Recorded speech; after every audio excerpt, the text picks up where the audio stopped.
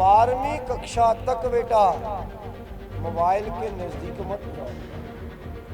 वो माताएं चुड़ैलें गिनी जाएंगी जो अपने बच्चों के हाथ में क्या देंगी, मोबाइल देंगी। माताओं से निवेदन, आपका बच्चा रोता है तो रोने दो, कितनी देर रोएगा वो, स्कूल नहीं जाने देगा, ये पढ़ने नहीं देगा, ये किताब नहीं खोलने देगा, ये आपको लिखने नहीं देगा, बाकी मैं सब कुछ छुड़ा लूंगा आपसे, लेकिन मोबाइल छुड़ाने का मंत्र तो मुझे भी नहीं आ रहा। जैसे घर में पिता अच्छा नहीं लगता, क्यों? क्योंकि पिता का काम होता है डांटना। और पिता क्यों डांटता है?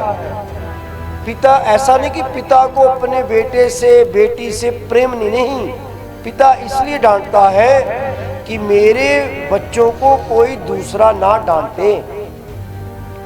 इसलिए वो अपने बच्चों को मजबूत बनाना चाहता है कि हमारी युवा बेटियां, हमारे युवा बेटे ये फेसबुक को छोड़ें, ये इंस्टाग्राम को छोड़ें।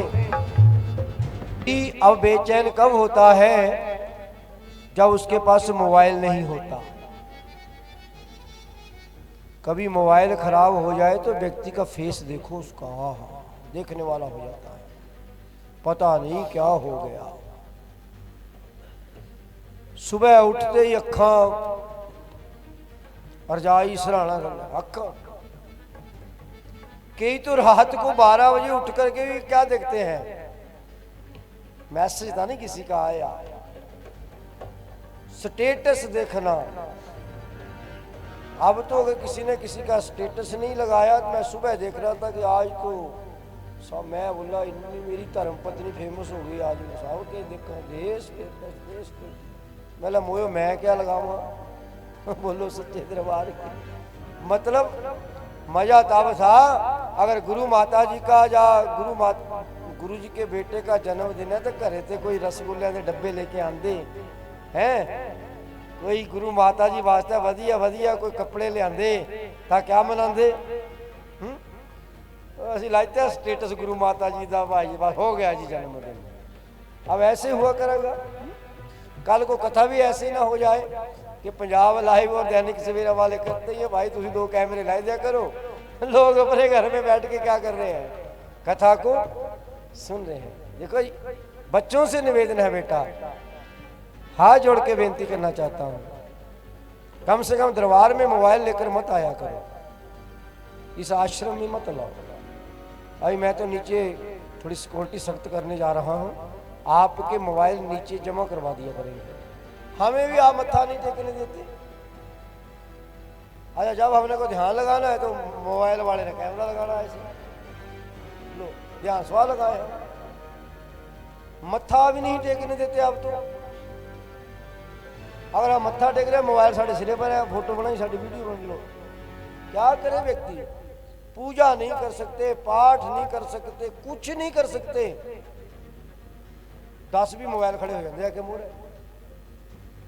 तो इन बातों से जितने मेरे बच्चे सुन रहे हैं, 12वीं कक्षा तक बेटा मोबाइल के नजदीक मत जाओ।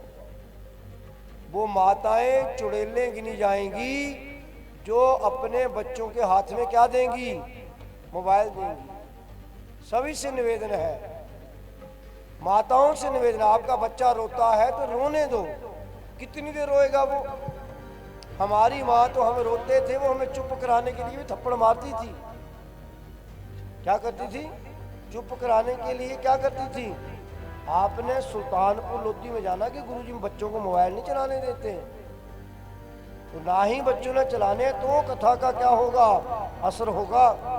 नहीं तो ये मोबाइल आपको बिगाड़ देगा, ये स्कूल नहीं जाने देगा, ये पढ़ने नहीं देगा, ये किताब नहीं खोलने देगा, ये आपको लिखने नहीं देगा।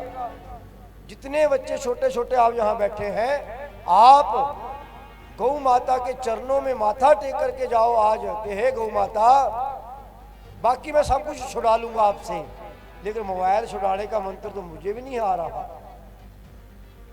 कि मोबाइल आपका कैसे छुड़ाएं। बाबा फरिश्ता जी बार बार कह रहे हैं कि मैंने आपको, ये लाइव प्रोग्राम हो रहा है, आज से 2 साल पहले मेरे गुरुजी मुझे सपने में आए तो एक पहाड़ी पर चढ़ रहे थे, तो गुरुजी के सिर के ऊपर एक टोकरा और टोकरे के बीच क्या पड़े हैं? मोबाइल। तो मैंने कहा गुरुजी ये क्या? सुनो ध्यान से बच्चों, जो दरबार के जिम्मेवार भक्त हैं आप, कल को हम रहे ना रहे लेकिन ये वीडियो आप देखते रहना कि गुरुजी ऐसा बोलते थे 2025 में। कब? जब आप बर्बादी की ओर चले जाओगे, जब आपकी आंखों के अंदर कैंसर हो जाएगा, आपको हजारों हजारों के टीके लगेंगे आपकी आंखों में, आपको पता नहीं कि ये क्या हो रहा है हमें। गुरुजी चिल्ला रहे थे, गुरुजी रो रहे थे। मैंने गुरुजी क्या हुआ? कहते बेटा इन मोबाइलों ने हमारा दरबार बर्बाद कर दिया। मजा तो तब था मोबाइल होते अंदर, और जहां बैठ करके क्या करते आप? आपके गुरुजी बैठ करके जाप कर रहे हैं तो आपके पास कितनी प्यारी बात बताई गई कि माला और झोली एक होनी चाहिए, आसन आपका एक होना चाहिए। ये हल्के में मत कथाओं को लिया करो। बड़ी अच्छी कथा की जी, बड़ा कंठ बड़ा अच्छा था। बोला क्या कथा में? क्या बोला गया? उसको देखो। सारी बातें तो जो हम गलतियां करते हैं वो तो हमें समझाया जा रहा है। आसन शुद्ध, आपका शयन कक्ष शुद्ध होना चाहिए। जिस कमरे में आप रोज सोते हैं उसमें सफाई करते हो या नहीं करते हो?